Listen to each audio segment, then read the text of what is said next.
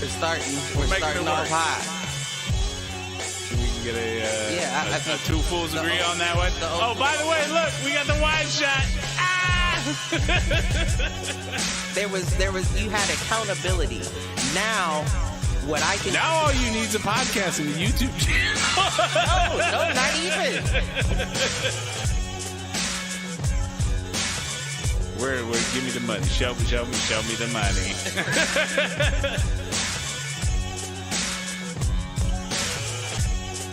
Apparently there's a Foolproof page.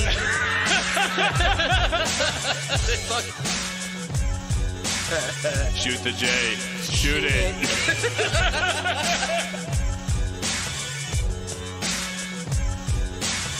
Live on Facebook.com/Foolproof Entertainment Network. I need you on Twitter. I need you to repost the Facebook pages.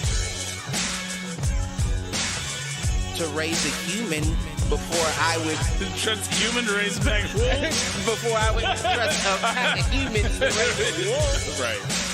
I hear you.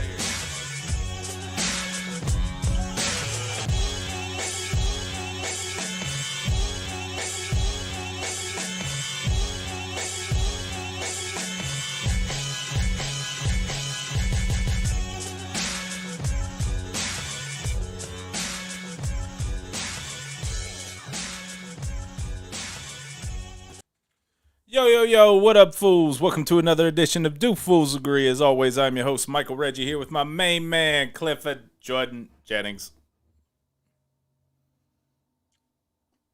Tisms, jisms, here ye be.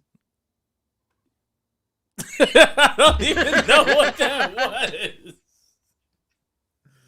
I was waiting for that to be me. That was unexpected. Throw me off my game. Give him a tiz and a jizz today. I mean, I think you're supposed to ask before you give him a tiz and a jizz. But Well, I assumed that the tiz was the thank you for the consent. I mean, Here comes the jizz. Maybe you RSVP'd. There you go.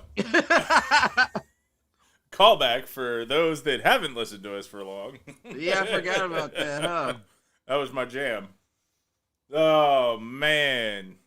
It's been a week. How are you? How are things? You doing all right? I'm doing, they ain't stepped on me yet. I'm still roaching around. You didn't want to brave the snow? Oh, no, I braved it. I just braved it with somebody else who had better traction. Understandable. I had to go out in it 3 times today. Well, I had to go out in it twice, but I went out in it 3 times. The first one was selfish. Like I was low on supplies. I needed some Diet Pepsi. That was dumb. It was not good this morning.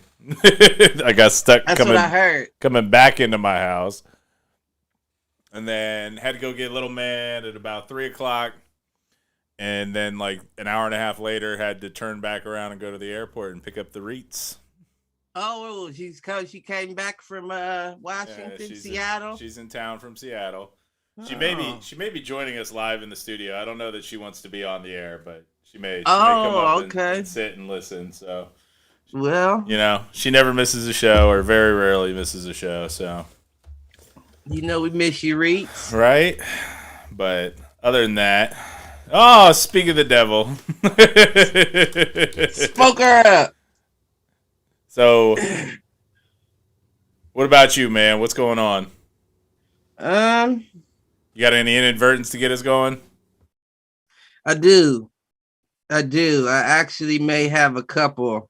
The first is, I think this may be confirmation, and we might have talked about this previously, so this might be another callback. But I think I'm definitely on the spectrum. Oh, you're on the spectrum?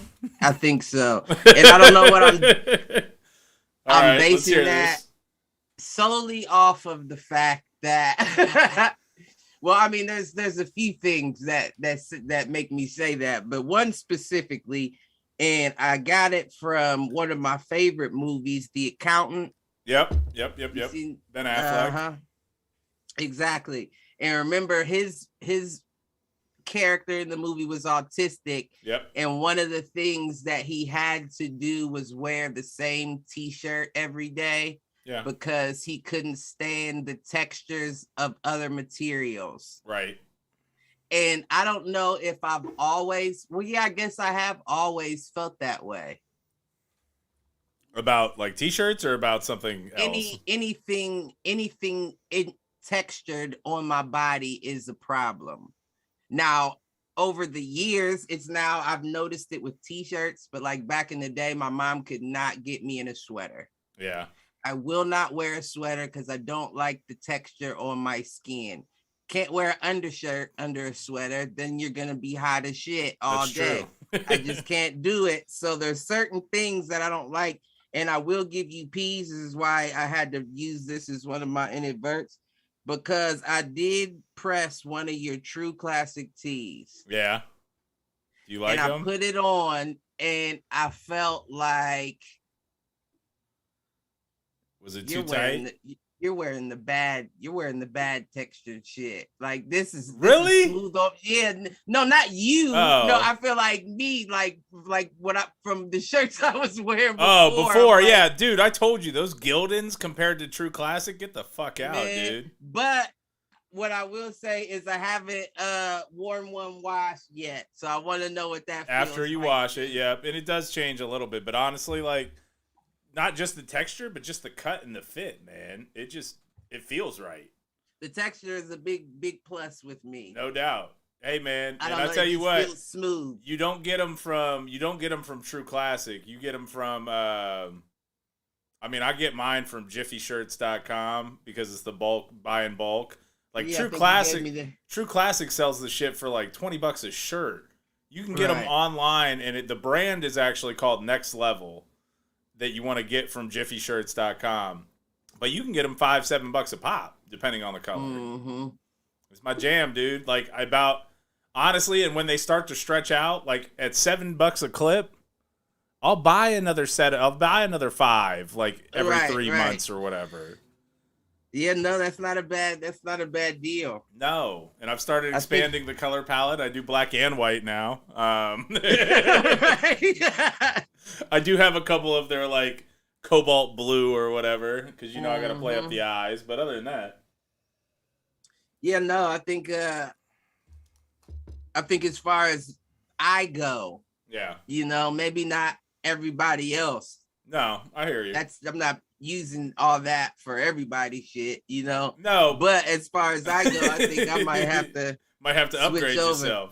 Because it gets worse and worse. Like, I don't know when I actually started noticing it about the t-shirts, but now I have t-shirts that I'll still wear, like if it's like low on laundry type shit. Yeah. But every time I pick them up, I'm just like, damn, I don't want to put this on my body. And when it comes to these shirts, and here we are doing an ad for almost like it's dirty, like but I know it's not but... a dirty shirt. It's just the way it's scratchy on my skin. Well, I don't like moving in it. It's scratchy, and on top of that, man, like you're smaller, so you probably don't notice it as much as I do.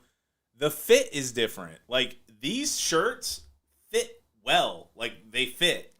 Versus like if I get like the Gildans or like a generic brand t-shirt, one, the sleeves hang open, which I hate.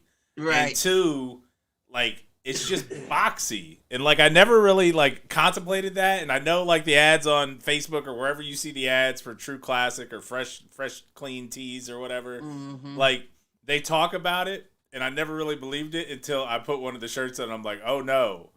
And like I get comments on them on the apps and shit. Like, nah, you look good in that. Like, oh yes, I do. You stupid. But now, I don't want to hate on my Gildan though, but because you do have to. They have different cuts and all that. Yeah. Right, and this is comparable to that Gildan Sport, and that one is a lot smoother on my skin as well, but it's also thinner. Yeah. Like it's not like these are kind of thick, you know what I mean? And still feel smooth and still have that nice and it doesn't tight fit. It doesn't make you hot either. Like I think You got me. So I can equally work out in these as well as like. I mean, the black tee is my new office uniform for work from home. So right. I know that's right. Shit. In fact, my team always comments when they see me in something other than a black tee now, like, "Hey, you got a job interview? What you doing?" Nah, but kind of circling back to your original inadvertent there, I think that's part of the why they call it a spectrum. Like, because there's different. I feel like I guess that makes sense. Like, there are definitely some things about that where I'm like, yeah, like just not necessarily always getting social cues or not caring about social cues. Like, no, I'm gonna be me regardless. Like, I don't know. And I think that, you know, there are obviously different levels of it, and there are different types and all of that. But I think a lot more people are quote unquote on the spectrum than are diagnosed as being on the spectrum. I think so too. Weird idiosyncrasies that people have. It's just like there's something a little different about you. But I think that's kind of the point, though. Is like, yes, there may be people who are quote unquote diagnosed, and it seems like an extreme version. But at the same time, like, that's just how they are. And I think that when it comes to that, it's the same way. Like, anybody has their quirks or whatever. So I feel you. I thought that was what being a human was about, right? You know, we all just trying to live. We just out here trying. That's why it's so hard to find another motherfucker that looks just like you. Not Mike though. Now that he's bald and losing weight, but I am the generic white guy now. Like I thought I was before. I can't tell you. It happens to me. Like if I am out and about for a week or whatever, you know, back when I used to go to bars or like even in the grocery store and shit. I cannot tell you how many people come up to me and be like, "Oh, I think I know you," and I'm like, "No, you don't. You don't. Right. I don't leave my house, so no, you don't." Right. Do you work at Alliance Data? Do you play football or did you play football? Then no, I don't know you. Listen, I don't know you. You are your character is you're probably the default character on about 5 different video games right now. It's funny you say that because I downloaded the WWE. I know you're on that bitch. 2K21 WWE, and yeah, when you turn on the creative character, as long as it's bald, you're like, nah, that's Mike. I don't have to do anything to make it look like me. Right? I'm telling I select generic white guy number 1, and boom, bitches. At least 5 games got you as the guy that's now. Just as we speak. The only thing you've been in the Matrix. That's why there's so many of me. It was just the easiest one to clone. Right. You the damn what's the name? Not Mr. Anderson. What's the dude? Whatever that dude, Agent Smith. Right, that's you. All these damn duplicates. I would just like to believe pasted around the world. I would like to believe that I've just leveled up higher than most of the other generic white guys. So hey, I'm with that. Cheers to that. Shit. I'm sitting at level 38. They're all still at level 18. Listen, well, my doppelganger must be killing it somewhere. I'm telling you. What do you think your doppelganger's doing right now, Cliff? What's the higher level version of Cliff? Do you think he's on a yacht? On a yacht with some fucking Bahama pants on and some dumbass Sperry shoes with his shirt unbuttoned, pouring champagne down the front of his chest. Looking at the girl saying like, "I'm Rick James, bitch." Just telling her to come over and lick it off. Standing over a crowd of young ladies. He's like the only dude that routinely gives body shots to other people.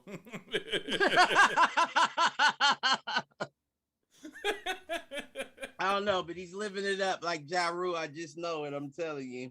So speaking that triggered an inadvertent thought for me. Well, not even an inadvertent thought. It triggered the questionnaire that we came up with last week. So I've been busy at work doing research. It's a good questionnaire, dude. Is it? It is, and it's very quick. Have you field tested it? Oh, dude, yes. At least 7 or 8 times. And honestly, they've just been conversations. Like nothing's come of any of them. But Right. you know, if I'm talking to somebody already, like I introduced it to them as well, and no one. There's one person that kind of gave me grief about it. They're like, "Oh, the pineapple on pizza question, so like, is so overdone," and I'm like, "But you're missing the point. The pineapple on pizza question is not about pineapple on pizza. It is like a test question. One to like calm the nerves, like, oh, this is gonna be easy, and then two, it's not about the answer. It's about how you answer." Right. Like that's been my biggest thing with it is it's not about the test. It's the test behind the test. We said it on there. You can't be a yes or no answer. Right. You have to have a quality answer. That's part of the test. Otherwise, you've already failed. Well, you can answer yes or no, but that's not the answer that I would be looking for. Now, I will tell you I've gotten no... Are we talking Tupac or Machiavelli? None of that. You're not gonna. Nobody's getting any rings. Be married again. I will tell you, Buffalo's never gonna win a Super Bowl. I did change one of the questions, so I did replace the threesome question with the Momoa versus The Rock question. But I always make sure to explain the Momoa versus Rock question afterwards, just to see what the reaction is. Motherfucker, you're the guy that said, "Have you ever thought about a threesome?" You didn't replace your own question. I thought that was yours. That was not my question. I think that was your question. Well, fine. I replaced my own question then. Beautiful bean footage, baby. That was not. All right, that's not my recipe. We'll roll that one back. We'll rewind it after the show, and we'll verify that. You might be right. But I did replace that one with the Jason Momoa versus The Rock question, and I always explain after fact, like, if a woman says Jason Momoa instead of The Rock, she's more likely to want to fuck early. if she says The Rock, she's looking for more of the total package, more of the the humor. That's by your perspective. It ain't been wrong yet, dude.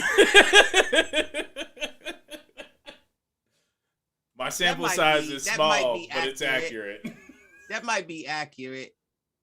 I may not have very many results, but the results have been validated or verified or whatever it is.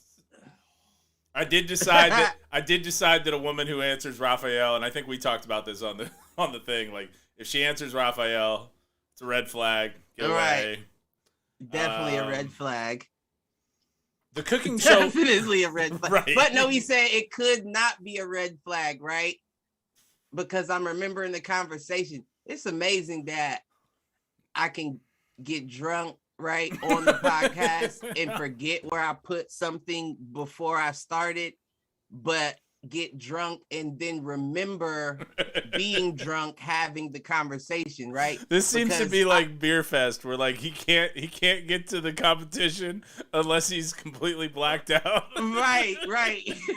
Then he'll find it. But I remember we said it could not be a red flag because that could be a sign of protection, like where that Raphael was the protector out of all of them. I think you're right. I think we did have that part of the conversation. It may not be that they feel Raphaelish, but that they look at Raphael as somebody that makes me feel comfortable. Which is fair. I still think it's a red Either flag. way, that could be a red flag. But no, so I did want to report back to our wonderful audience that we have validated these questions and we recommend you use them. Well, not we. Okay, well, I have validated these questions and I can speak for them. I will vouch for them. He's on the warpath. Oh, man. I got one more inadvert. All right, what you got? Did you have one or did... No, that was kind of my inadvert. Okay. It was the one to circle back on that. Right.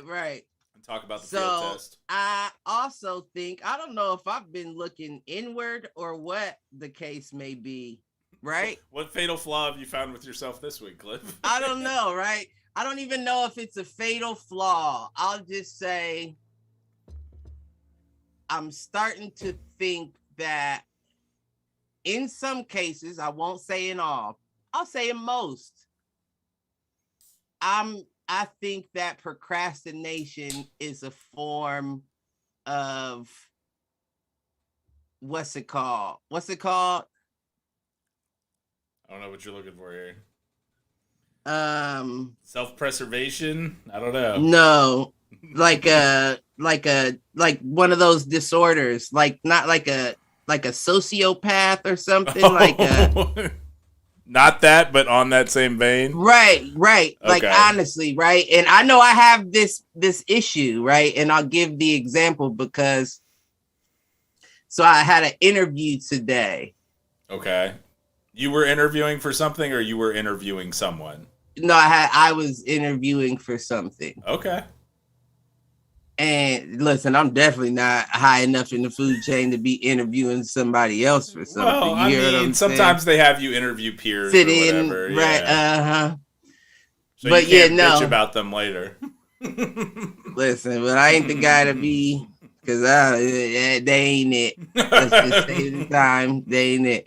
I've actually done that before and ended up being right. Like just telling, like they're not it, they're not gonna make it. So you know that now, and they was gone by the end of next week. I said, I tried to tell you, tried to save y'all some money.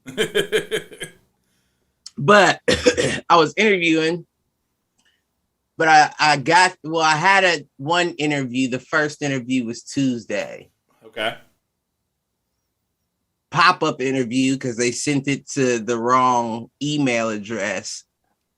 But it's with the same company I work for. So luckily, the person interviewing messaged me and was like, are you going to show up for your interview? They're probably trying to be smart assish. Yeah. And I'm like, what are you talking about? Definitely didn't receive an email, but I can be ready if you can give me 5 to 10 minutes to prepare myself. So she's like, take your time, just show up when you can. As I show up, she's like, I'm so sorry. That email got sent to your personal email. Gotcha. But since it's with the company, you have to send it to my company email because I have to choose to accept or decline. So it blocks off my schedule. Calendar, yeah. Right. So nobody can get mad if I'm not around or whatever the case may be. So I go to the interview. They give me the second interview on the spot for today. Nice. But they say that I have to have a PowerPoint presentation prepared and presented for 15 to 30 minutes for the Friday interview.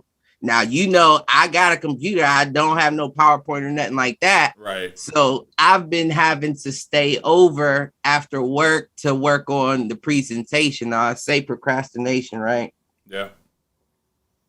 Because certain things, I would do, like, don't get me wrong, I prepared, like I came up with a little outline written on paper so I could, have an idea. You thought about it, but you hadn't sat down to actually do it. Right. So my execution was pushed off into the final, like to the point that this morning I had to log in early just to run through everything to make sure I was good to go. And I thought to myself, like, the only reason you do that is to put stakes on things. Because fair. It's not interesting when you're actually, so you want to be placed in a position where it's like you're under duress. Where you have to put yourself under some pressure. Yeah. Right. And I think that's why I said something like, what's the word we used? Well, you said sociopath, but I don't know that we came up with another word. But that's why I said something like, right? Because I don't necessarily look at it as a straight, what's the word I'm looking for? Detractor or bad trait. Because in some instances, I do feel like certain people like that feel like they do their best work back against the wall. Oh, no doubt.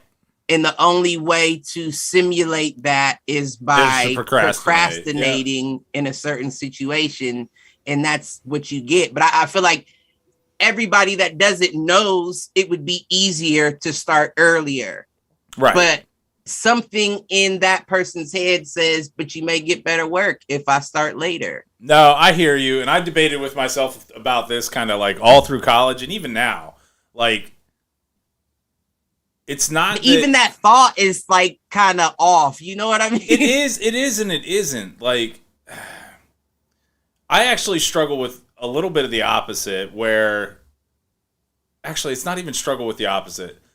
If I give myself too much time on something, or I let something marinate too long, I will be that, designer who will pixel crunch something to death, like change a word here or there, like every day for like the next 3 weeks, if like it's 3 weeks ahead of time.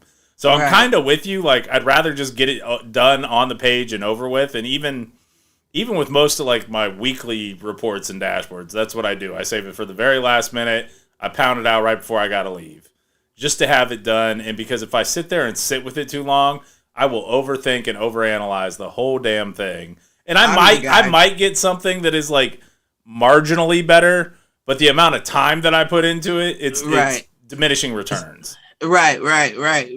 See, I'm the guy that'll have different versions. Yeah. Like I'll do one version halfway through and be like, you know what? I got enough time. Let me do this over. Yep. And then I'll do another one, maybe 3/4 of the way through. And then I'll be like, but now I know I can perfect it. Let me go back again. And then on the third go around, I might finish it. But I feel like when you have this much time, it's almost like it's like shoot your shot and be done. Like, I'm shooting it, it's up in the air, and I'm walking off the court because it doesn't matter what happens at this point. It's either going in or it's not. Period. Yep. Period. And that's what I kind of related it to, is like a 2-minute drill. Yep. Like, yeah, I know I got the whole game to get it done, but once again, like we said, runner pass question. If you know that you have the ability to get the ball down the field in 2 minutes, why stress the 2-minute drill at the end of the game? Right. I got that. Yeah. Well, you're either good at it or you're not. Right? Like, you're either going to execute or be able to operate under pressure or you're not. But that's why I also connect it to, like I said, a form of that, like in that realm, right? Because something in you says that that's good enough. It's funny. It's funny you use that phrase, and it's hilarious to me because I've heard a fair amount of what I'm about to say about this big project I'm working on, right? On the back of a t-shirt in college for football team, we had the saying, good is the enemy of great. Right. What we have been talking about with this major project that I'm working on, great is the enemy of good. Like, if you're so worried about it being perfect, you're never actually going to get through and get it done and over the finish line. And that's kind of where I'm at right now with like this big project. Like, yes, is this an optimal solution? No, it's not. And we all agree it's not. Will it get us over the finish line so that we can put this thing live in 6 weeks? Yes, it will. Then shut the fuck up and move on. I get that. And I think that takes me down a whole nother path. It depends. Right? It depends on what you're talking about. Like, are you trying to get it done or are you trying to make it great? We're at a point now where we're in crunch time, and if we try to make it great, we'll never get it done. Well, I feel like even that, like we said, trying to make it great could mean, like you said, nitpicking it to death or adding. Listen, this is a PowerPoint to give you information, baby. There are no transitions of these slides. No. This is going to look like a TED Talk. I'm going to switch them. We're going to talk about them. And the secret there is, Cliff, that's what they want. They don't want you to overdo it from how it looks and how it feels. They want to see how distinct you can, or how clearly you can communicate the content as fast as possible. I mean, that's what, and I have this debate with the people who work for me all the time. In fact, it's funny. Some dude today in his one-on-one was like, well, what can I be doing better? He's like, should I like try to trim down my, and I'm like, I don't even have to look at them to tell you yes. Like, you struggle with getting to the message that our executives are going to care about. Right. You get mired in all of this bullshit and nobody except you cares. And I'm not saying that it doesn't need to be done and that we don't need that level of detail, but when you're communicating something out to a broader group, you got to look at it for the what's in it for them mentality. Like, listen, what are you going to tell them that they don't already know? Or if they already know it, confirm that what they think. We know the science, the attention span has been dropping by 50% like every other year. Right. Nobody's willing to listen or watch or do something for too long anymore. No. Well, if it's that immediate gratification. Give it to me in 10 minutes. I don't even want to hear what you got to talk about. If I'm not going to give me the cliff notes. If I'm not the cliff notes, the point in 10 minutes, I'm not clicking. I'm not watching. I'm not indulging. Well, and you know what's hilarious? Like, I'm guilty of that too sometimes. No, and I get it, and trust me, I am too. But that's been the biggest pivot point in my career is when I learned that I could say more with less, because it showed like I've already at this point in my career I've earned enough respect that like when I say something, people believe what I have to say. What I didn't realize until I got further up the chain, like I meet with our CEO every week to talk about the biggest fucking project in this company's undertaking. Do you know how much time I have to talk about that project? How much? About 4.5 minutes. 4 to 5 minutes is all I get to tell him what's going on with this thing and ask him for help if I need it. Because he's got other shit to do. That's more time than you need. Right, exactly. And it's either I got this and it's moving, or I don't, and here's where I need your help. And that's the message. That's it. Nothing else. That's right. Here's where we're at. Here's where I'm running into issues. I can get that out in about 2.5, 3 minutes. Right. And guess what? The other skill set that I've developed over the years and what has actually gotten me promoted time and time again, I know how to make complex information look, well, white, yes, I'm white. But I know how to take complex information and make it look simple. Like this big program that has 50 different work streams. You are good at that. You are good at that. It literally has 8 boxes on a page that are red, yellow, and green. You've always been good at that. So how do you take it and simplify? You tutor me in school so I can play football. What are you talking about? That's a hard enough task. Shit, if I can do that, I can do anything. Mike used to be over there talking to himself. I'd be reading the magazine. No, just pay attention. 2 minutes, Cliff. That's all I need. 2 minutes. Right.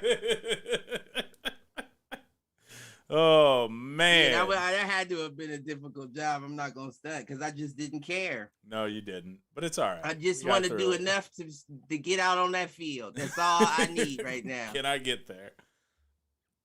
Listen. Look at us giving professional advice on a Friday night after work. Is that what that was? I mean, it kind of was. Like, am I growing up? Look at you. All mature and shit. Listen, I feel like big, right? I feel like fucking Tom Hanks. Like I'm just a fucking 16-year-old in this age of responsibility. You know what? That is the thing that it's funny because I've had this conversation a lot over the last 6 months, but probably the last couple of years. Like when you're younger, you believe that your parents or whoever have it all figured out. Right. And as you get older, you realize they were just better at faking it than you are. Listen, they've been older long enough. Listen. And my mom is glaring at me across the room right now, so. For those that are just tuning in, we got the Reets live in the studio. She doesn't want to be on camera, doesn't want to chime in, but she is on the couch across from me. We love you, Reets. She's waving to you. She's blowing kisses. You two are the best Cards Against Humanity players I've ever seen. You know it. And it's so terrifying because you can go pro. You two on the same wavelength is not a comfortable situation for me. It's all right. It's all right. But yeah, all that spectrums. Yeah. That's how that all started, isn't it? Right. Oh man. about you? Got Got any other inadvertents? Shit. I mean, we went the first quarter of the show on inadvertents. I like it. What else you got? I believe it was Winston Churchill who said, Oh, this ought to be good. Inadvertent thoughts are like a double-ended stream of piss. Sometimes they can be as glorious as a fountain in Vegas, and other times as messy as a wet dream at a slumber party. I'm going to need you to cite your source on that one. I thought it was that war that he fought in. It was on the manifesto. He said that. He did. I believe. All right. Allegedly. Fools agree. Allegedly. Mm-hmm. Hold on, give me 10 seconds before we get into our topics. I gotta turn my heat down. All right. Well, while Cliff's doing that, I'll do my usual Star Wars recap since Cliff doesn't watch it. But Boba Fett this week, pretty solid. We got another Mandalorian and Grogu heavy episode. You know, I'm not really sure why the last two episodes aren't just like season 3 of The Mandalorian, but it's been interesting. Like, they brought back Luke Skywalker. They brought back Grogu. You got to see Grogu training to become a Jedi. Like, the shit was crazy. They brought back Ahsoka. So now we know that Ahsoka and Luke have met, which is, you know, a big deal in canon for those that maybe don't follow the cartoons or anything. We know that Ahsoka was Anakin Skywalker's Padawan. So, like, her being able to connect with Luke down the road in this episode was, I mean, it's just interesting because they're starting to tie all of the bigger canon into the smaller canon. So that's Mandalorian that you're talking about? Boba Fett, yeah. Boba Fett, okay. And the last 2 episodes, there has been hardly any actual Boba Fett. It's been a lot of the Mandalorian. So what's cool though is they are much in the way like Walking Dead has kind of sprouted, and it's got its tendrils in like 3 or 4 different shows now. I like that. Cause Star Wars is starting to do that now too, and I like that. And I mean, I like that they're doing that because Walking Dead itself is kind of falling off, but it kind of lets the others take reign to pull it along. Haven't been updating them too much though, I noticed. Yeah, but I think the big thing with all of that though is that it's the world building. Like, I think that's what Star Wars and really this Marvel Cinematic Universe has done well. But like, you can have the concept of a universe or a world and tell different stories in that world instead of just following one character down one path. Like the Star Wars, you know, they call them the saga films, the ones that are like episode 1 through 9. And those really follow like the Skywalkers. But what they're doing now with Star Wars is they're telling this story in this pocket of the universe and this story in this pocket of the universe. And that's kind of the same thing they do with the Marvel universe, is that everybody's kind of got their own. Are they paralleled in time, or are they at different? The shows right now are, but the ones that they're the next couple that they're going to drop are in different places in the timeline. Mm-hmm. So again, I think it's cool when you can like take the concept of the world and the universe, but explore different stories with it. Right. And I think there are more shows that I mean, honestly, that was Star Trek. Like, Star Trek did a great job with that across Next Generation, Deep Space Nine, and Voyager. Like, those were all at relatively the same time and lived in the same kind of like version of the universe. Yes, they were, because they all overlapped at different points. Like, you see. So those were basically like captains on their own missions, but they were around the same ages type shit. Exactly. Yep. I didn't know that, because I want to say Deep Space Nine starts basically at the same time as Next Generation season 4 or 5, and then similarly Voyager started at like season 3 or 4 of Deep Space Nine. Right. And they actually, I'm not familiar enough to really know, but I'm just thinking based on like the look, the feel, what's going on. You nailed it. Right. Yeah. And that's the thing, is like the pilot episodes for Deep Space Nine and Voyager both cross over with the other series. So, like, the first episode of Deep Space Nine, like, you see Jean-Luc Picard talking to Cisco. In the first episode of Star Trek Voyager, you see Lieutenant Kim in Quark's bar on Deep Space Nine. Like, Lieutenant Kim is why they give him the even had to have the Asian name. But he was Harry. He was Harry Kim. Does that count? Nah, that don't. I think they were making fun of his life. But still, like, where Star Trek started to fall off was when they stopped telling tales in the same timeline or in the same era. Like, they went way back in time and did something that didn't make any sense with the dude with Scott Bakula from Quantum Leap on Enterprise. Star Trek Discovery That's the is dude a that different starred in Quantum Leap. Yeah. He was in Star Trek. Yep, he was a captain. He was one of the captains in like That the last he was TV loose. series. He was loose and dangerous, wasn't he? He was. He was a captain. He was a captain like well before even Kirk. So like, oh really? He was in a prequel series. Yeah. Oh okay. That series was a mess though. It wasn't very good. But even now, like, he strikes me as they wrote him a character, kind of how they made what's her name out to be in the Star Trek movies. Like when he first started, like he was a dangerous captain. Yeah. He got the job done, but he was dangerous. He put his crew in jeopardy, and you know what I mean? Yep. But I actually like the Star Trek movies. I said I will watch the shows. I just haven't really, I guess, looked for the ones I want to watch as much. And I remember you told me which ones to start with. Season 3 of Next Generation. Right. And then similarly, like season 3 or 4 of Deep Space Nine. Yeah, I think he said that as well. Because by then the characters are already solidified. Deep Space Nine's cool because unlike Next Generation and Voyager, there's a little bit more of a consistent like storyline with the right. war that's going on. And so there's it's more of a series versus episodic. Right.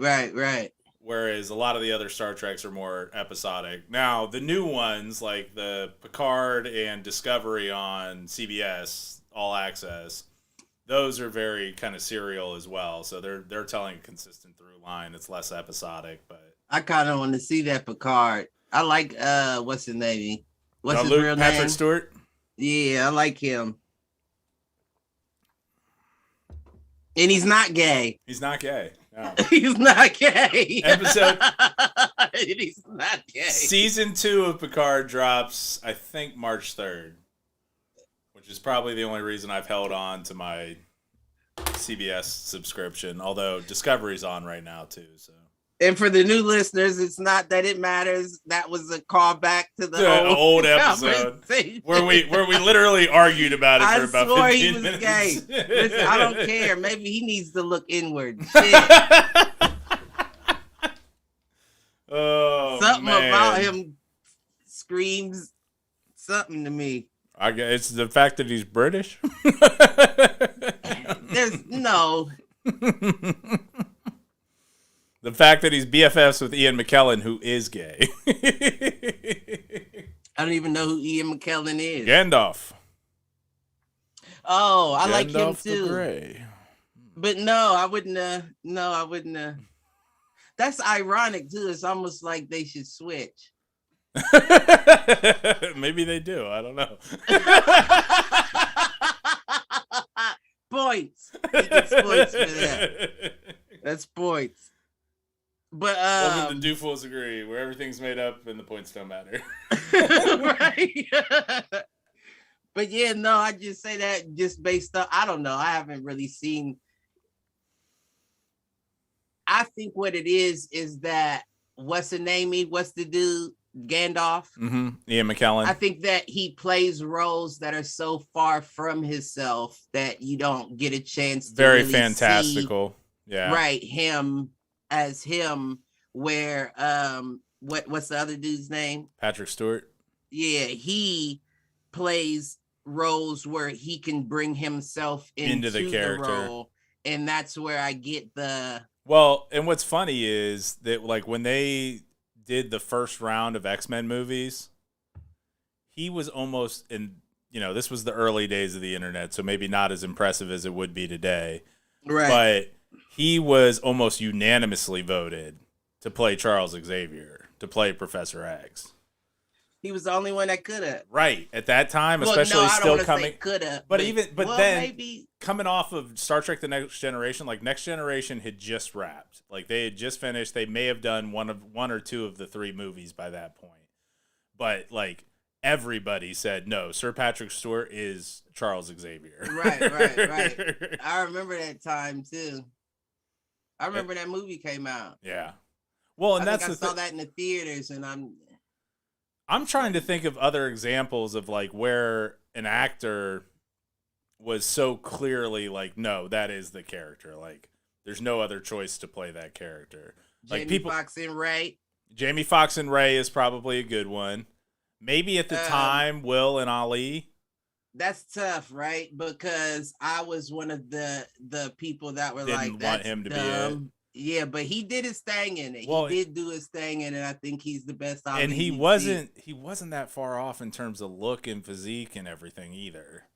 Somewhat, yeah. No, I'm not going to argue that. That's pretty accurate as well. I just didn't think Will had it in him. Yeah, I hear you on that.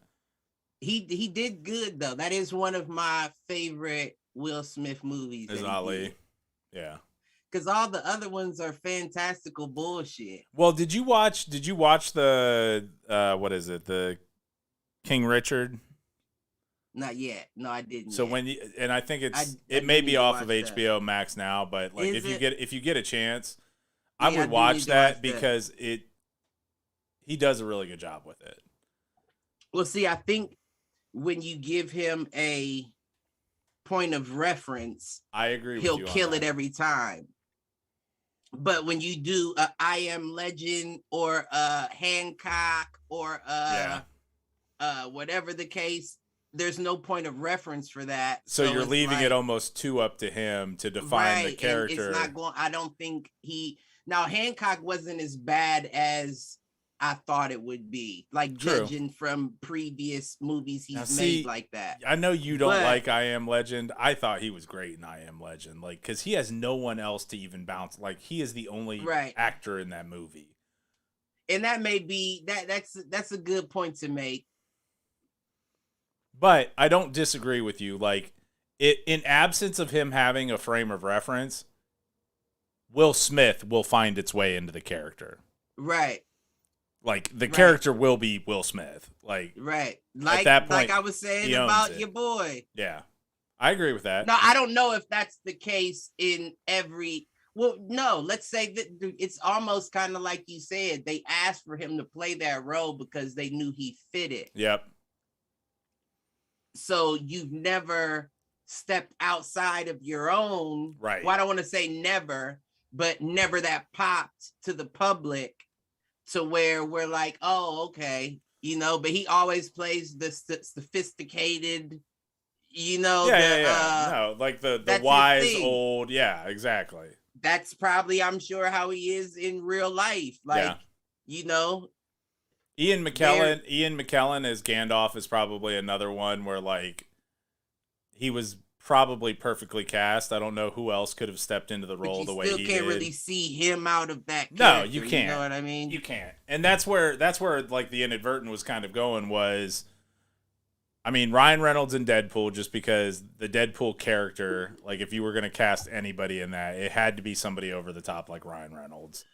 I know you're not a fan of that movie and you're not a big fan of Reynolds. No, I mean, but I know that matches though. I do know that those two. That's how that character was in the comics. Right. It's very Ryan Reynolds-ish. Yeah. Right. That's not my style of humor. I mean, I'm trying to think of anything else. But that is a good one right there.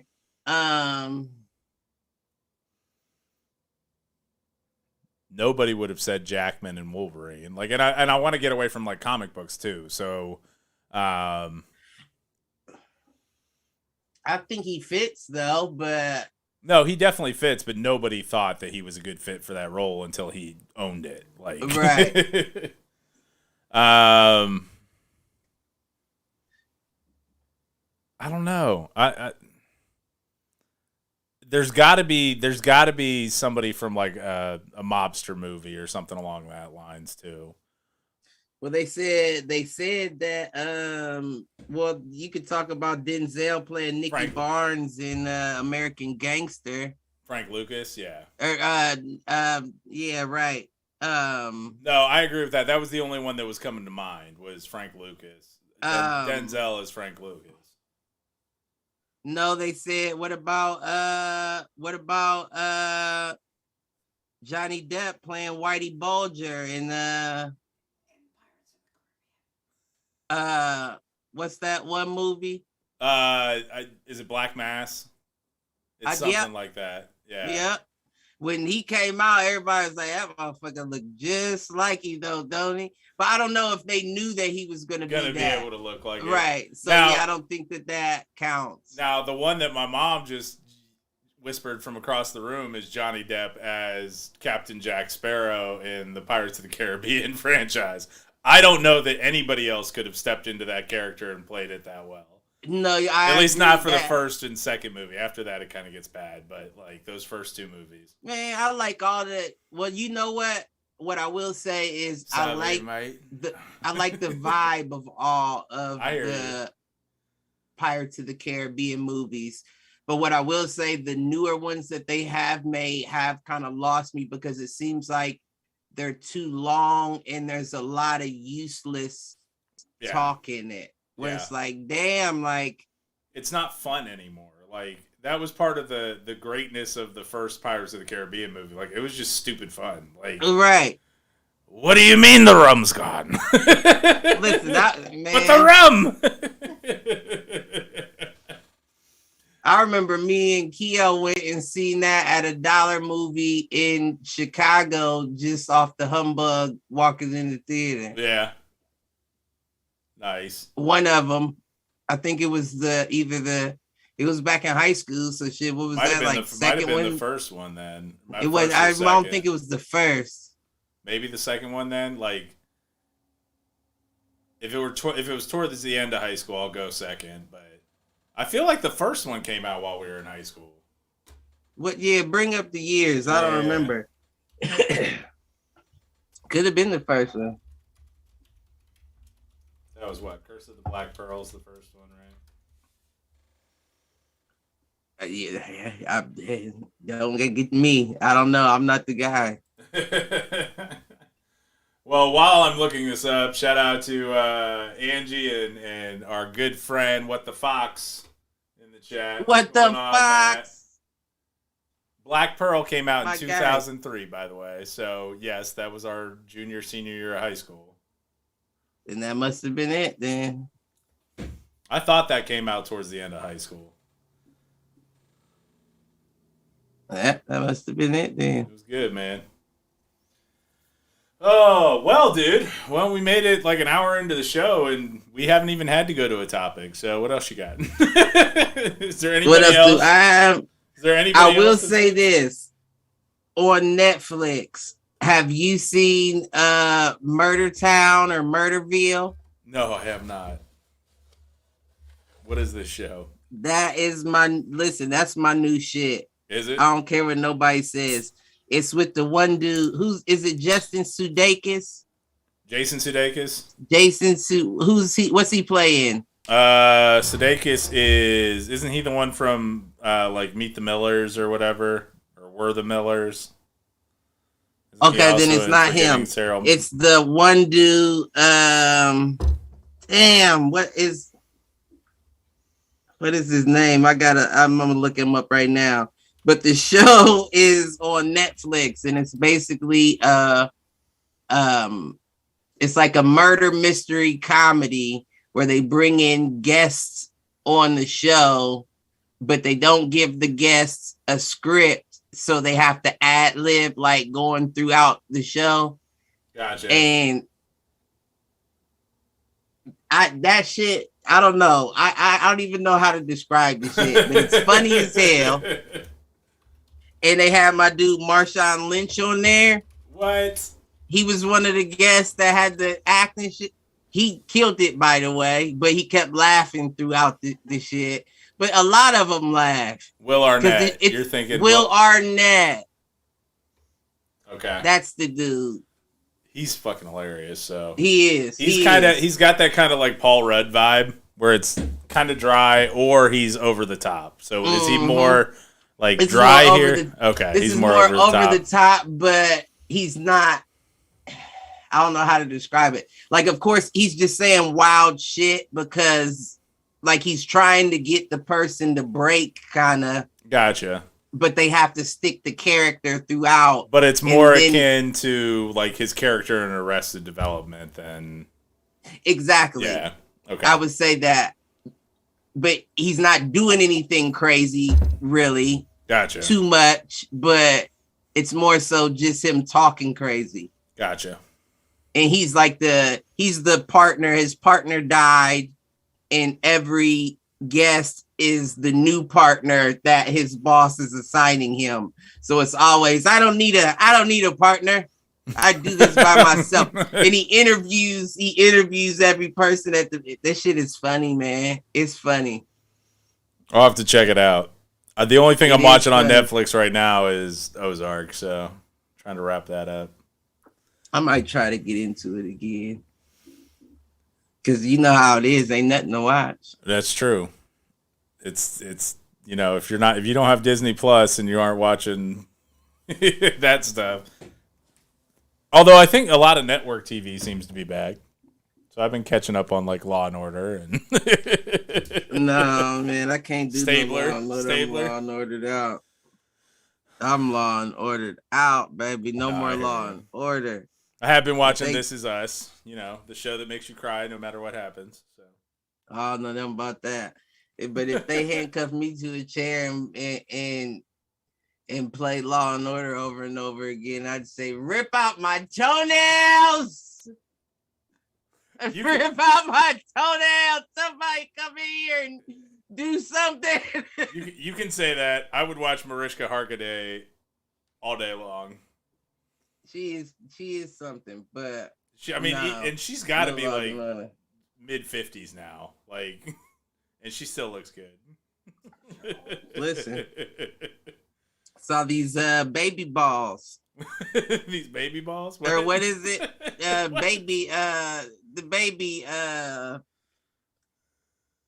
What is it? I have no idea what you're talking about. The baby circumcision or whatever that they be putting in the makeup. Oh.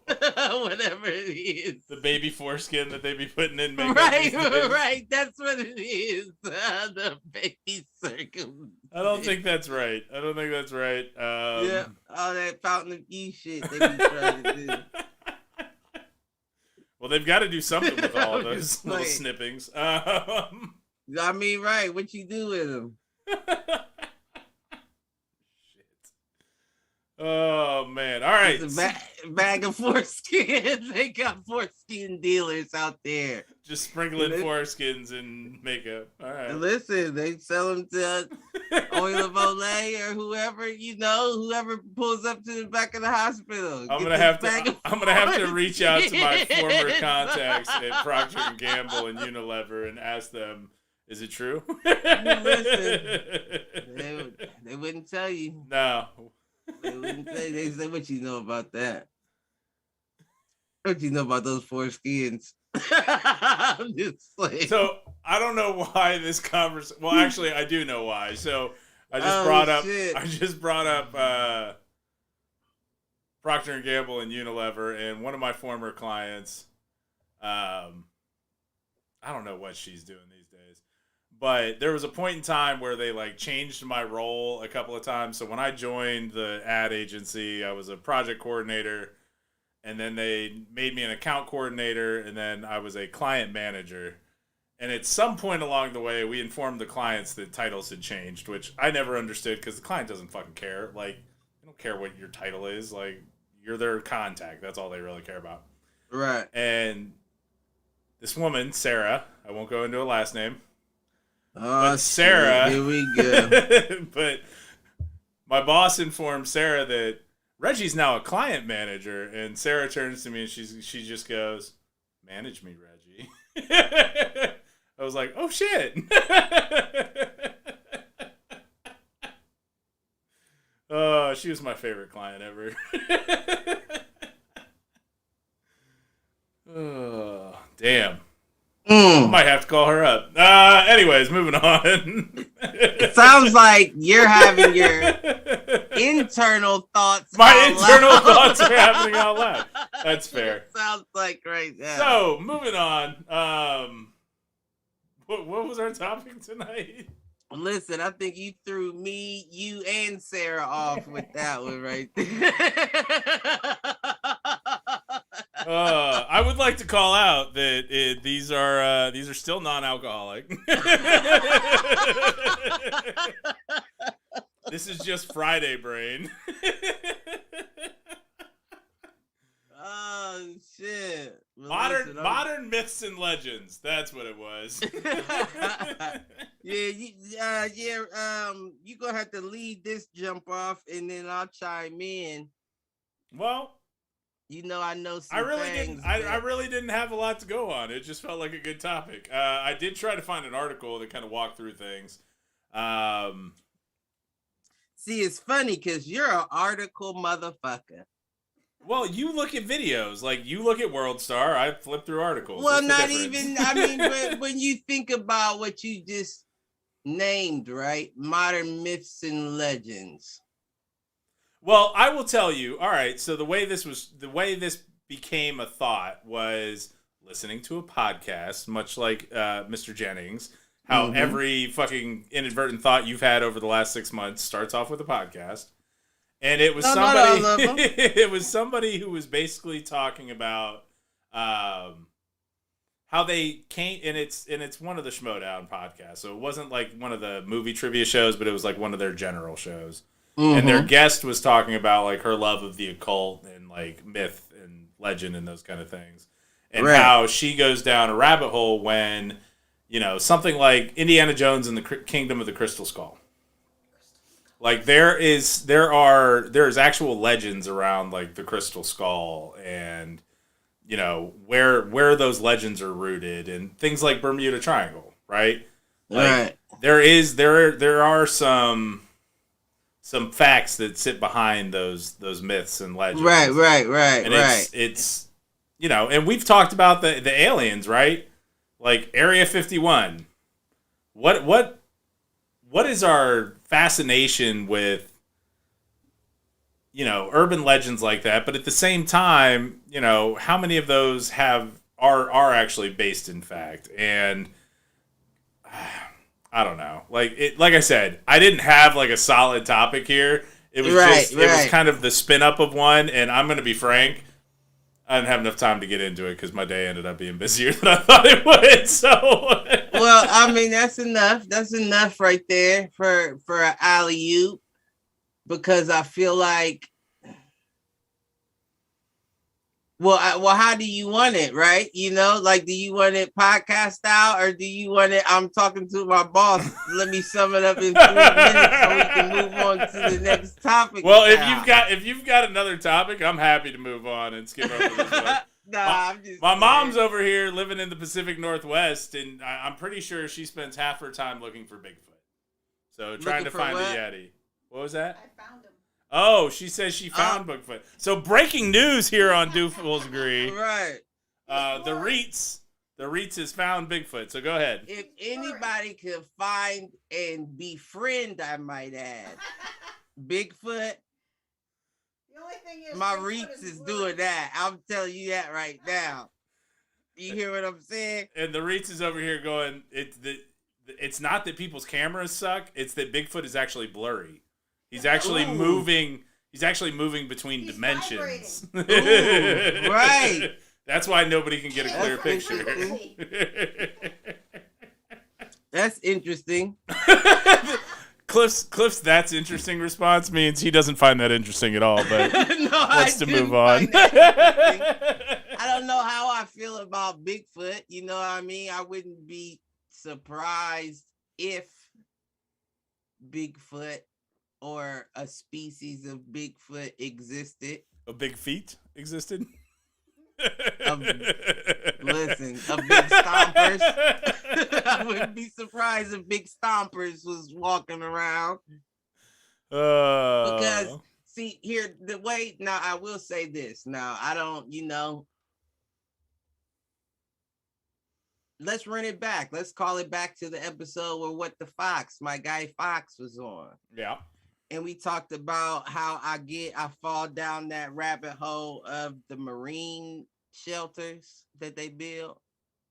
Yeah. What about them? And I'm just thinking to myself, like, that's people those are, what do you call cats that are used to staying in the house? Domesticated? Those are domesticated people doing that. Right? But if you were a big stomper, and you stayed out there your whole life, that's what you would look making like? something like that wouldn't be a problem to you, right? That's probably And like true. I said, those marine things, if you didn't know, you'd walk right past it. Yeah. No, I think that makes sense. And I think when there's too much forest, there's too much wooded area still Is around. there though? Is there? I do think so. I feel like we would have found it by now. Now, when you get I in, feel like whoever might have found it ain't made it out. make it out to tell us. It. I mean, that's fair. I'm not gonna argue that Listen. point. No, the ones that get me, and it's funny because I did end up finding an article that like talked about, a dozen or so that was like the boogeyman, and how the boogeyman is actually based on an actual like mental patient who escaped and would act as a clown at like children's birthday parties, but he was actually caught kidnapping children, like things like that. Or But we talked about John Wayne Gacy, Candyman. We talked about the origins of that wasn't the Candyman. What was that? Was it that Bloody Mary? Yeah, how Bloody Mary was because there really were a handful of murders of people that had come through the mirror or whatever. Mirrors, right. So I don't know. But like that's fucked up, right? That's kind of like Medusa, that in a sense, because she got killed. Yeah. And but that's the thing. If got this myth about her. Well, that's because she put the curse. Of course, she's the angry one. She's the one that got surprised. That's where curses come in. Maybe it's the dude that did it. Nah, he got away with it. he wasn't maybe cursed. He still likes to do that in the afterlife. Maybe. Why y'all blaming her? Why is it named Bloody Mary and not Carl the medicine cat? We being PC round here.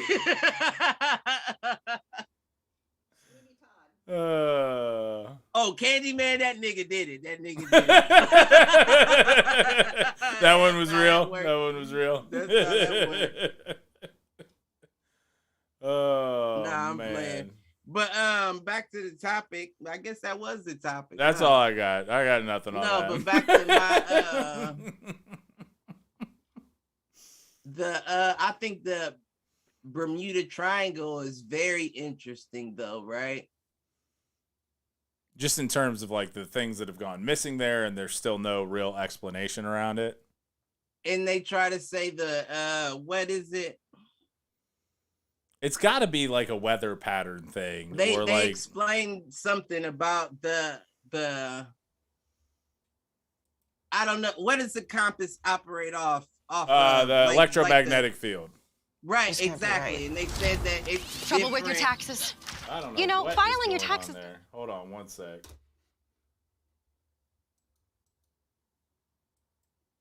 In the background. Sorry about that. I was pulling up the article and it popped. But yeah, could have been worse. It could have been the porn, I thought it was, and I thought that was just the warm up of it. Are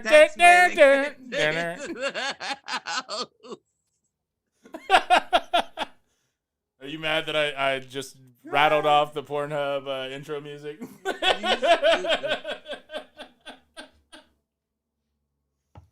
But yeah, they said something about the electromagnetic field being off, so it messes up the the coordinates of the boat and shit. Right. Well, and that kind of planes and shit. But my whole thing behind that is what would be doing that? Like what would be doing that there? Well, it could just be else? It could be like the composition of the Earth's crust. The Reitz is chiming in with its aliens. I swear that's where my mind goes. It is the aliens. Right. Why can't they listen if they down around the Bermuda? I mean, honestly, what I would expect, and again, this doesn't mean that it's the case, but like in my mind, the simple answer there is that it is very much probably something to do with like the composition of the Earth there. Right. So it's probably the Earth's crust at that point in that particular area. Maybe it's more metallic or has different magnetic properties that throw shit off. Like, and I believe that. I believe that makes the most sense. Or it's weather patterns. Maybe the weather, like you know that, and I'm looking at my mom on this, like the Pacific Northwest stays warmer than other areas that are on the same like latitude. Well, because of the streams of the Pacific, right? Yeah, the currents and those kind of things. But there was the reason why I knew the magnetic shit was because I don't know what show it was or if it was a video or whatever. They were talking about how, like, I think they took a compass, like I said, over into that area, and it spun upside down. And they said that would explain exactly why an airplane would fly down into the ocean instead of thinking they're ascending, because that compass just flipped on them. Makes sense. So basically, like the magnetic field at that point is telling them false information. Exactly. And if you're flying at night, you can't tell the sky from the sea. You know what I mean? So you just hit the deck. Yeah. But I don't know how that explains the boat so much. Well, aliens. Aliens and shit. It's definitely aliens. Definitely. Right. But what was you about to say? No, I don't know where I was going. But yeah, that area itself is just something I find very interesting. And I don't know. Well, keep it a buck. I guess I don't know why. I know that you every now and then you have a little Discovery Channel episode where somebody's going in there swimming and shit.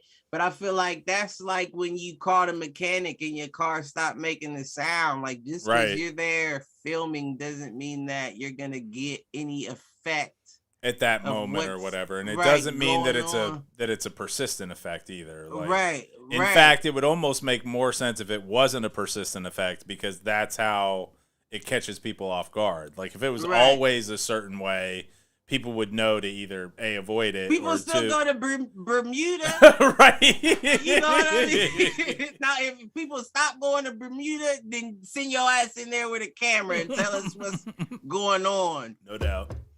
But you clickbaiting us with content at this point. You're not giving us anything. Shit. I'm trying to think other myths or legends. I thought I had one more that I wanted to discuss, and I can't think of it. I mean, the ones that are just like, I don't know.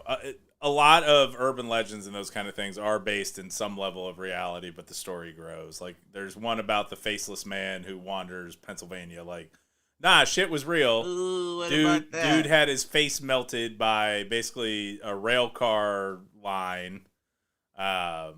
Basically electricity off of some kind of rail car line, melted his face, and he kind of shunned himself from society, but lived in the area for a long time. Like, all right. legends still grow on about that, and now he's radioactive and all this shit, and it's still around. But like, no, that was based in fact. Right, just a regular dude. So what urban legend can we start, Cliff? We've seen one recently with like Slender Man and that kind of shit. What's the urban legend we're gonna start tonight? Listen, I ain't starting no urban legend unless it's real, baby. Oh man. Don't let me call on something on myself trying to start a legend. Then when we start come true, where they're gonna come find us. Right, or they'd be like, you did it. It's ironic you picked that because that just happened right next door. Right next door. We've got some questions for you. Right. Nah. That's fair. I don't know. Like I said, I was struggling today, so what we got? Damn, it's gonna bother me because I do feel like I had one more I wanted to talk about. But I know that you did say in the examples, just as examples, and you definitely, explained that was just ideas, but the Loch Ness Monster jump. Well, and it's funny you bring that one up because that was actually one that I researched a little bit, and like Loch Ness Monster sightings have increased exponentially since 2017 or some shit, and it's like, did they really, or are people just getting in on like trying to? And that could be, but I think out of all of them, you think that one's the most realistic? All of them, that would be like, even with aliens included, and let's be real, there has to be aliens somewhere. Yep. The Loch Ness Monster would be the most real. Because it's what? Like that's a pretty finite area. Like I feel like if there was really the only reason why I say that, right, is because it's like we said, the water makes up 75% of the world. True. Now we're talking about a dinosaur essentially. Plesiosaurus, yeah. Right. And if you think that dinosaur can't withstand pressures of the deep blue sea, right, to where we don't see it at all. I mean, I'm with you. Now, I think that you may see a head pop up every now and again just to see what's popping up here. What y'all do? Right. But I don't think you'll see. I don't think it's not a. Don't do that. Don't do that. You better not make that your profile picture. You'll never get it made again. They be like, that motherfucker owns a van. I know it. And the windows is blacked out. And it's got locks on it. Padlocks on the outside. Right on the outside of the van. Oh, shit. I'm with you, though. Like, ocean, like,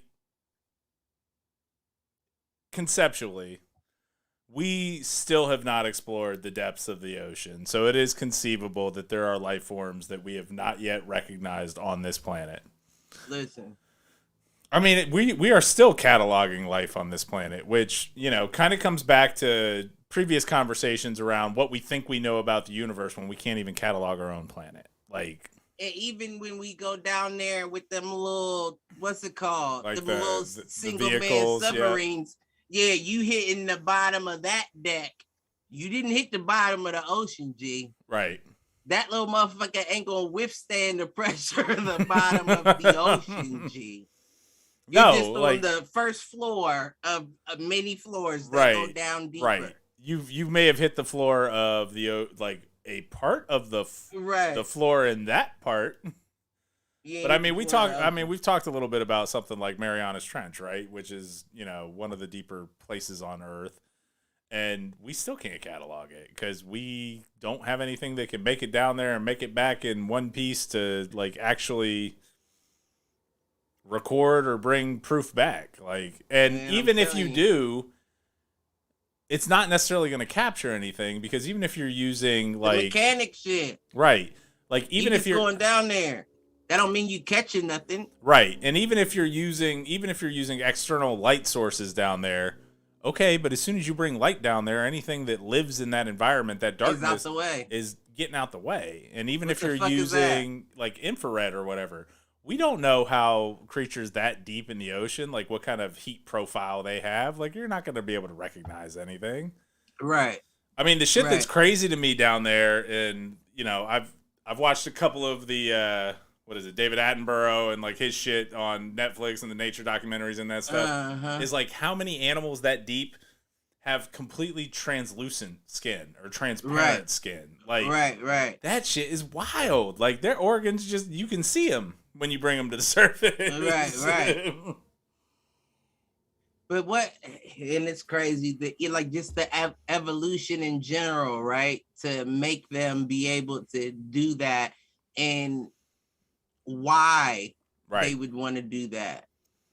Well, and why is and I'm sure there's probably some validity to this, but why is our assumption that we are the highest form of evolution on the planet? Like, this goes back to, that's interesting. There is research that shows dolphins communicate at a level that we just don't understand.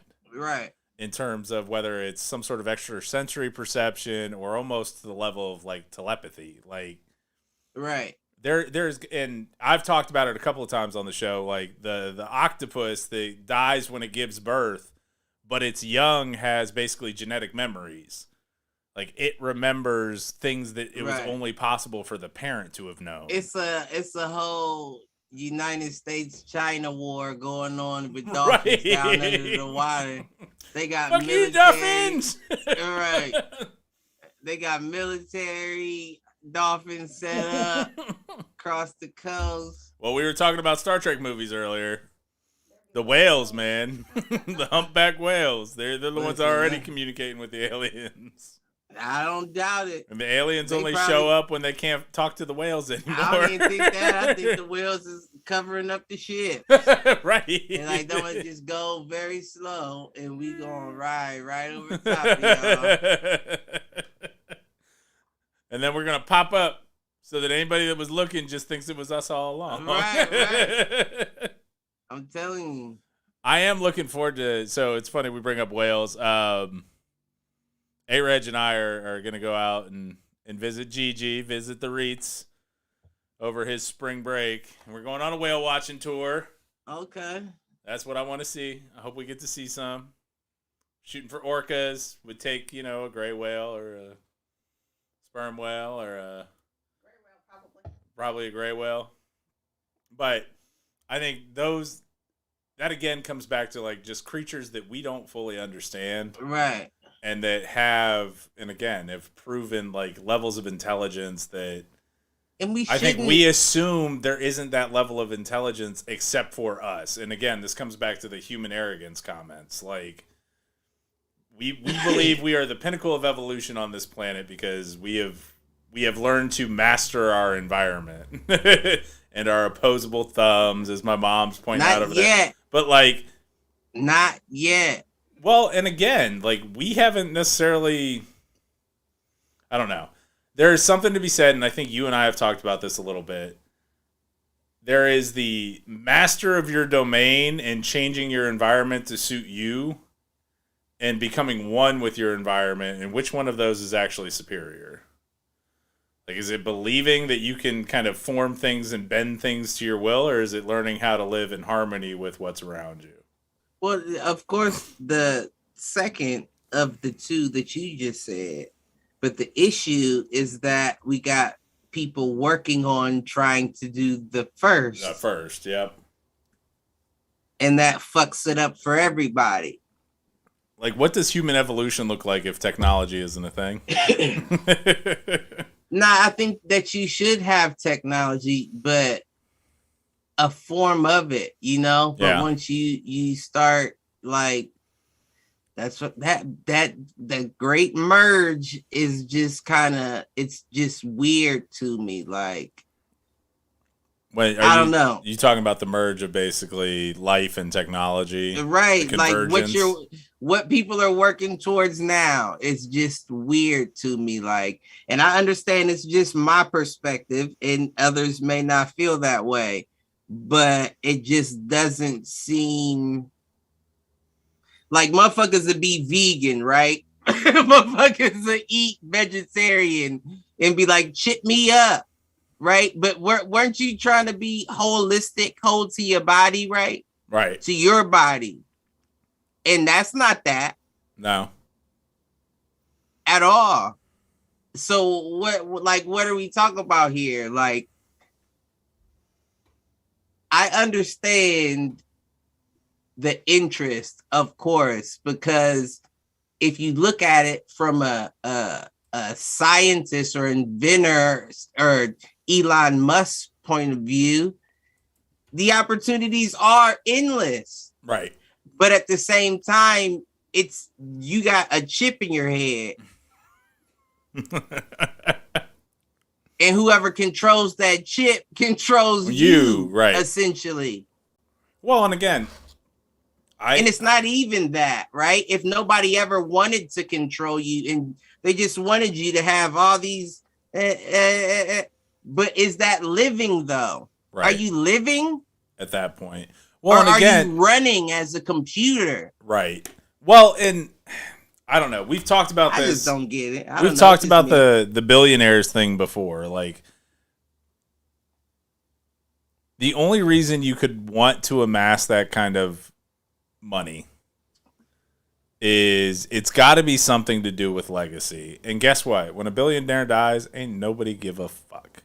Nobody cares. Nobody will remember them in 20 years. I mean, yes, you have the Andrew Carnegies and that kind of shit, but at the same time, if you were to invest that money in, let's say, sustainable food and water, and the entire planet is fed because of something that you invented, people remember you at that point.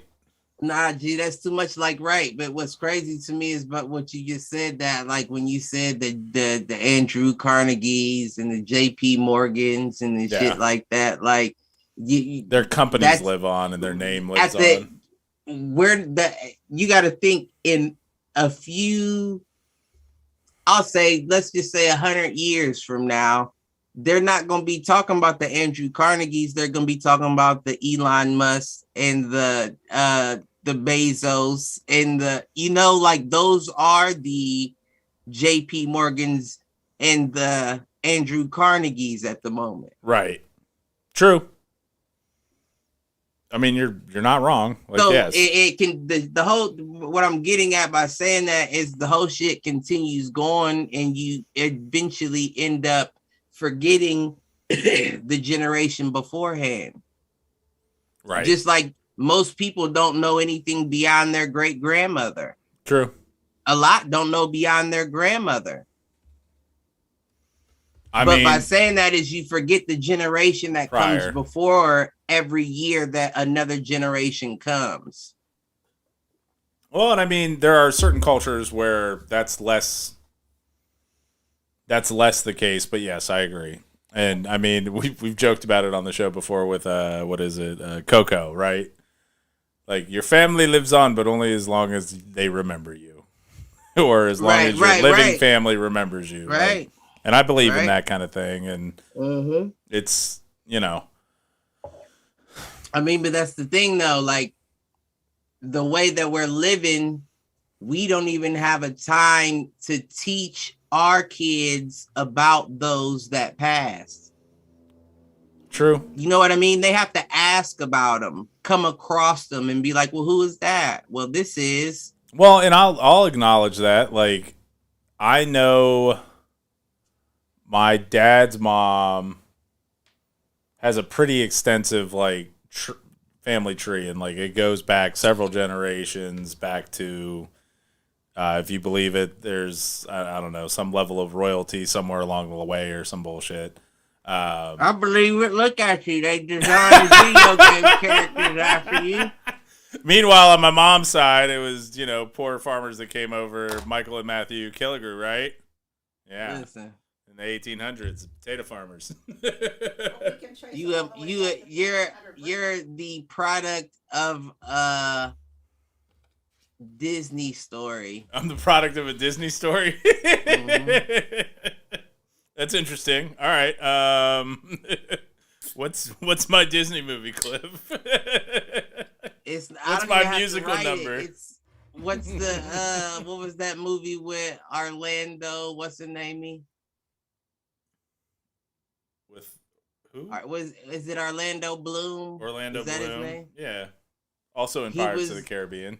I think it was like, it was not the gatekeeper or something like that. He was like a knight, and he fell in love with the princess, and he like fought his way up, Okay. He wasn't shit, and she was the one with all the money, and he Weaseled his way fell in. in love. He fell in love with her, and they tried to run away with each other, but so ended up that the other army was coming, and he had to fight her way out, and ended up dying. So I guess it isn't like that.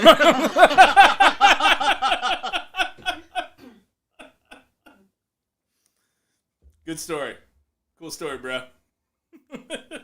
Yeah, I guess that isn't anything like anything at all. Now, my mom also did just chime in that we can trace it all the way back to Britain in the 1300s, which is cool. At some point, I should probably sit down with my mom and have her explain that to me. And see, that's what I'm saying, though. But right, like the way that the whole world is set up right now, we didn't even have time to learn. It's about looking forward, not looking back, which is a shame. Right. Because I mean, but you know me, I'm a firm believer. If you have to know where you come from to know the strength that you have in you. Yeah, I agree with that. Because everybody has it in them. You just got to know where it's at and when to harness it. Right. How, when to harness. Absolutely. No, and I think the question that always gets posed around that is, and I think you've talked about this in terms of like Greece, Sparta, that kind of stuff, but like, what's the time period where you would have thrived outside of the one you're in? You don't gotta ask that. No, that's what I'm saying though. Like, we've had those talks on this show, and I think that, it's back to warrior times, right? You mean I mean individually, not even talking like America, but like you and I have had this. You're just speaking in general. Yes, yeah. Then the war times, then the hand-to-hand combat. Right. Or sword and shield, however you feel, but that way someone's serious about it. Right. You're serious about wanting to go to war if you're willing to come at us with a sword and a shield. Absolutely. And I would have no problem going against, Right. I'm right there. If we're both that serious, then let's do this. Let's handle it. Is all I'm saying. And back in those days, all you had to worry about was training and protecting. Yeah. That's all I've known in life. Is actually the physical protecting, and not shit. These days, you've got to try to protect emotions, feelings. Listen, all that kind of shit. But it was easier when it was just the physical. Like, right. You had to keep your family fed and like physically protected. It's kind of misogynistic to say, but back in those days, the women coddled each other's feelings. Yeah. But at the same time, it made sense, right? Because you're the ones feeling them. Right. And that's the issue that we still have today, is women can express their feelings to certain men and they just don't feel them. Well, and I honestly think too that was probably the case even up through like the 1950s, when women really started entering the workforce. Like, they had each other. They had each other for that kind of emotional support, right, of things. Right. And now they're working and doing the exact same thing that the men are doing, and the men unfortunately have not adapted, but women have. Right, and don't get me wrong. I'm not saying that any of that is or was right. Yeah. I'm just explaining history and what it was. Yes, I agree with you there. And you kind of summed it up with what you just said. Yeah, now that you have a lot of women in the workforce now, there's not a lot of women. There's not that separation of church and state. And on top of that, there's not that network and close community of women. And honestly, that's probably... I'll take the leftist view here and say that the patriarchy has found a way to put women against each other instead of supporting one another. Because as soon as they entered the workforce, they became part of the competition as well, and they will go after one another before they'll go after us until very recent memory with the Me Too's and all that kind of shit. But I'll agree with that. So, but when I think about it, though, and this is just a harsh reality. I'm gonna be honest. This is a harsh reality, and if my mom's watching the episode, she would probably be upset. Okay. But when it comes to me as a man,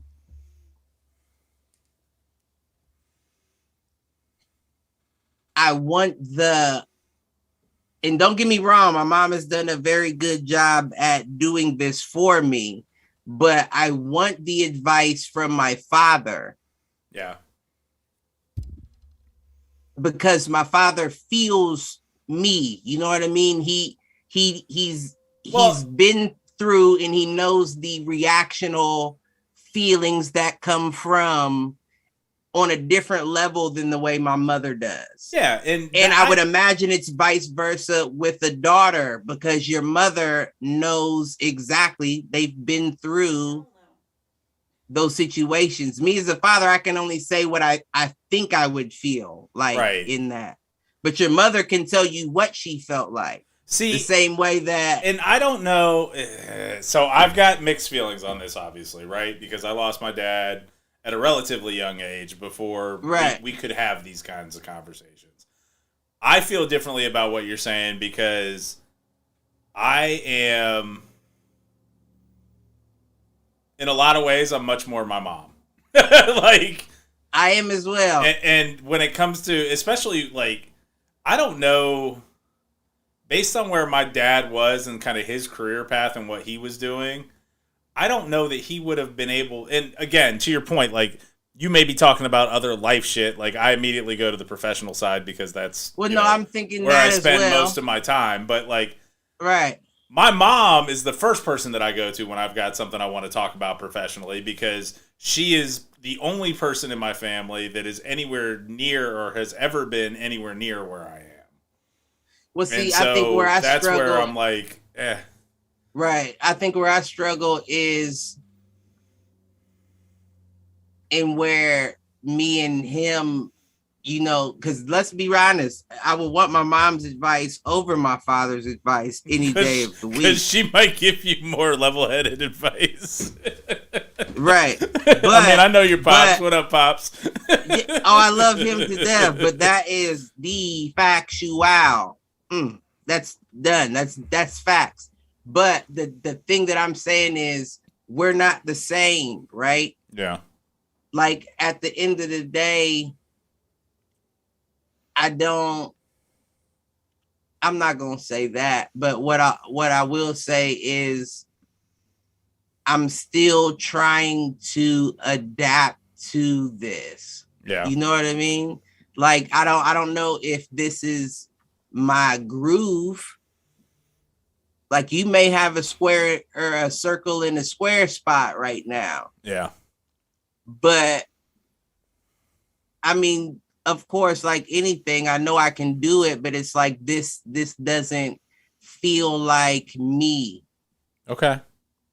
You know what I mean? And when I look at what my father does as well, like, I know he's not happy doing what he does, but at the same time, it's like I don't even know how to describe it. Like, I don't know how to describe it. That's a tough thing to describe right there. Are you talking about like from a professional standpoint, or are you talking like just where you are, or I'm talking like me. I can tell by what he's doing currently that he essentially is on my same path. Like, he likes to be his own boss. Yeah. You know, he'll get his job done. He is reliable, but he doesn't like to be watched and, you know, yeah. Like, and it's like that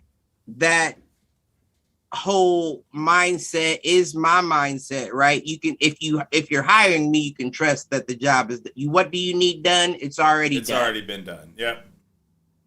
Like I was telling my mom, she was like, I'm praying that you get a call back. I said, Mom, it already happened Monday. This Monday coming up. They don't know that they made that call yet, but that call's already been made. Look at you manifesting. If you want to call it that, I mean, That's I guess exactly that is what that is. But it's right. Stuff like that, it's done. It's already done. If you need me to do it, it's done. But I don't need anybody over my shoulder watching me do it. Yep. Well, and that goes back to circling all the way back to the beginning of the conversation. The shot's been taken. Whether it goes in or not is inconsequential at this point. But what I'm getting at is currently the corporate America environment is run off of audits, you know, all this. It's not about, and I understand why, right? Because you're constantly rotating people. So you have to have some sort of means in place so you know who's sticking up to your quota and making, you know, and who can't cut it. But I've never not cut it. Right. And they can't choose those people. They can't see them. And if they do see them, they can't treat them special. Right. Because they're doing the job that they were asked to do. They're not, Right. So it's like, regardless the current position I'm in, while I know I can succeed at it, it's like, that's not you though. And it's not just not me because I'm worried about somebody being over my shoulder. It's just not me because it's like, it has none of my personality in it other than accommodation. Right. You're not passionate about it. It's right. Just, there's no creativity. I'm not. Yeah. I'm wasting all of these other talents right, that I have doing something that I'm just good at. It doesn't make sense. You know what I mean? I understand what you're saying. I'm just about making money to be able to cover bills and to do what else needed. You need to do. But no, I'm with you. At the end of the day. But you also don't want to be in that life forever. Like, that's where, I don't know. I've always joked about that my day job is to afford my podcasting and football habits. Like, it's how I afford to be able to do the things that I actually care about. Right. And and obviously, you know, provide for my family, my son, etc. That goes without being said. Yeah. But I mean, at the end of the day, I'm fortunate that even if I don't quote unquote, love my job, like it allows me to be creative in the way that I'm creative. And I'll circle back to, you know, stuff that we've done growing up and those kind of things. Like, trust me, I was never the one who was going to ever be the front man in terms of the talent. But I could help us figure out how to get that shit done and get it out there. You know what I mean? And that's really kind of what my job is now, is like, it's not necessarily my idea, but I can figure out how to bring it to fruition. I get what you're saying, because I have been in a lot of different roles and things throughout my career where I'm like, yeah, this is just a job and it just gets me through. And to your point, like, I'm good at it, but I don't care about it. I'm finally at a point now where I've got a team and like I'm coaching people and like helping them develop. And at the end of the day, crazy thing is, it's not even like I don't care about it, right? Yeah. Because I understand the magnitude of what it is that I do. Right. You know what I mean? You see how it contributes. I to know how overall. easy. Well, I mean, I've been in the position before, so I know how easy it is to lose a job if you don't get a week's worth of time you miss approved on a claim type shit. So I have no problem, going above and beyond my call of duty to assist you in getting that done if we have a certain kind of relationship. Right. You know what I'm saying? And I don't mean that by speaking to you every day. No, I mean that I can get a vibe of what kind of person you are on that call when I make it. Yeah. And if you just thinking you talk to the doctor, get this, G, that's not how it goes. I'll fax the paperwork over, but if I don't get it back, you're denied. Right. I'm not calling asking the doctor where it's at. That's your job to do that. Yep. But then there are certain people that are like, listen, that this is funny, and I don't even mean to talk about it. It's probably the ones that ask for help. Like, I don't know what I'm doing here. Like, exactly. And then that's where it's like, I feel like, okay, I got you. I have to get you. People who show a little humility, right? Like, that goes a long way. And I mean, we talk about that in corporate culture all the time. Like, you've got to show the right ways to be vulnerable, right? And for you, it's your end customer who has to show that. For me, it's me as a leader. Like, I've got to show people that, like, I do care and that, I'm just a person too. Like, it's not. But fuck that to bullshit. Avoid that us versus them shit. Like, since we manifesting, we doing this full time 2023. Let's get it. This our last year working. We doing this full time 2023. I'm manifesting some shit. If that's what we call it. Oh, well, I tried with the Bills, man. So I'm done manifesting for the year. Well, I wasn't manifesting. I was just thinking y'all had it. So maybe you need the power of Virgo on your squad. Something. Shit. We need to do a Captain Planet fist bump, whatever the case may be. But Earth, we're going fire, wind, right, water. Who the fuck cares about heart? Wait, what? Who? You can't cut heart out. Whose heart? That was the fifth. Was she the one with the yellow? No, that was the black little hair. That was the. I don't even know how to describe the character. He was the little kid. The little the little dude. I'm pretty sure it's a guy. I don't remember. Because wasn't Earth and... No. Listen, I can't remember. I feel like Wind and Water... I thought the black dude was Earth. Right. I feel like Wind and Water were the girls. And then Earth, Fire, and Heart were guys. I don't remember. If you're out in the chat and you remember the Planeteers, please let me know. Somebody said on the podcast, I can't remember which one, they said that Captain Planet was the first PC superhero. I mean, kinda. Because there was all different sexes, nationalities. I mean, I think that is, as much as that was meant as a joke, I think that's facts. It's probably right. I don't know, man. Yeah, probably. Well, because it was all about recycling and stuff too. Like, yes, we'll go with that. That was the first social justice superhero. Was Captain Planet. Get the fuck out of here! They fighting. Fucking. I feel like that show got dark at one point. Wasn't there like an evil Captain Planet that was like radioactive or some shit? Listen, I don't know. They didn't keep my attention long. Yeah, I thought I told you at the beginning of the show I'm on the spectrum. I wasn't paying attention long enough to worry about that. No doubt. But damn. Where were we going next? This has been an adventure. We spent an hour on inadvertent thoughts, 10 minutes on the topic, and we've been rolling since. So we are almost at time. We're about 10 minutes shy.